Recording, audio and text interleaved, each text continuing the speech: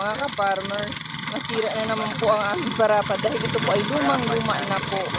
Yung electric pa na nag-aalis po ng mga duwi. Barado po ang gasolina at kailangan pong tiyagaan namin na i-tracer na po ito dahil baka umulan pa po.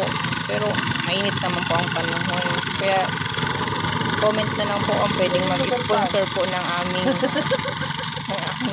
ng tracer po at saka ng parapad. Yan po si Kato Masana Kayelo. Natyagaan niya pong alisin ng mga dumi ng palay. Yan po, mainit na po.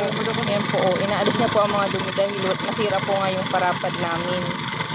Yan po si Kaumon, at po si Kaunjing. Yan po, mainit na po ang panahon.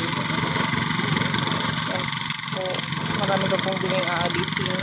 Sa-sponsor, sana po yung mag-sponsor ng mga gamit namin sa pagsasaka. Dahil po, second hand lang po, basta magamit pa po ng maayos. Salamat po.